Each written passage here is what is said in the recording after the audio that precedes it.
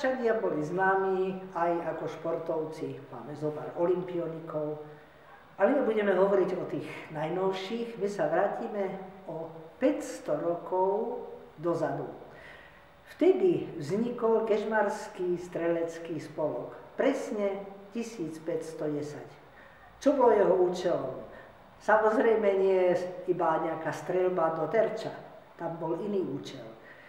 Väčšie mestá si zakladali tieto spolky preto, aby sa všetci obyvatelia, hlavne teda muži, naučili používať strelné zbranie.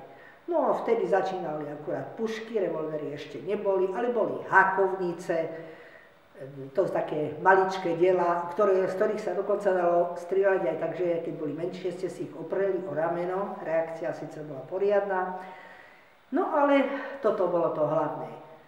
A mali obyčajne raz za týždeň cvičenia. Tento účel, obrana mesta, trval asi do 18. storočia. No a potom, keď už nebolo treba sa brániť, lebo už sa rozpadávali mestské múry, čo teraz? Tak urobíme z toho zábavný spolok. A skutočne. Ale žiadna žena nemala tam prístup, s mužou hoci kto, dokonca ešte aj z okolia.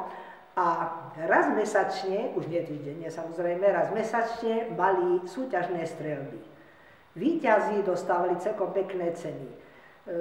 Také ako by nejakú medailu, ale tá medaila mala dnuka vložený buď strieborný alebo zlatý peniažtek, takže naozaj to stálo za to. No a potom raz za rok alebo dva sa robili kráľovské streľby. To dokonca prichádzali strelci aj z Budapešti, a strieľali do terčov, ktoré nemali priemer ani 1,50 m, možno tak 1,20 m a streliť z diaľky takmer pol kilometra, to ozaj dobre počujete, takmer pol kilometra bolo umenie. Alebo možno, že to bola náhoda. Samozrejme, že tam už boli oveľa krajšie ceny, niečo zo zlata, niečo zo striebra. Ale tí, ktorí boli víťazmi, tí sa zväčšnili do toho terča a do toho terča dreveného, samozrejme, sa nikdy viac nemohlo strieľať. V Kežmarku sme mali dokonca 3 strelnice, jedna ešte existuje, i keď v takom už dosť dezolátnom stave, ale je mi veľmi ľúto, že nemôžeme sa vrátiť k tomu, aby sme čosi obnovili aj v tomto smere.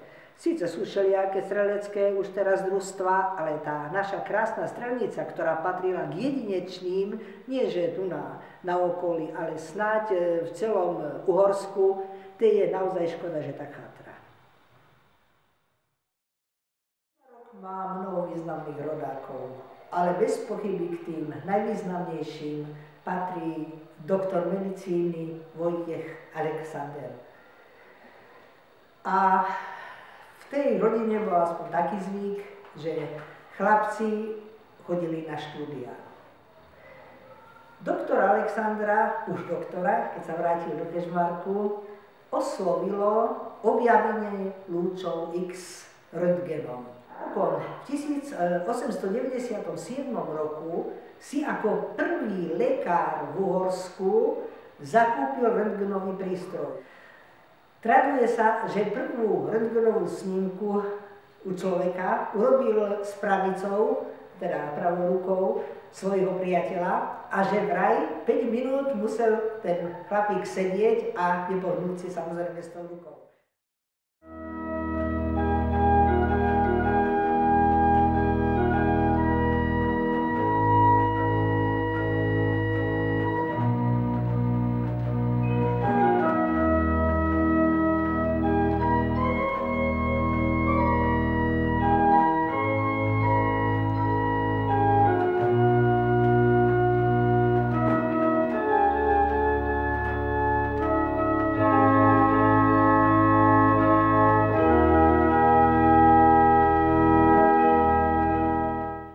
Keď sa vám páčime, nezabudnite lajknúť.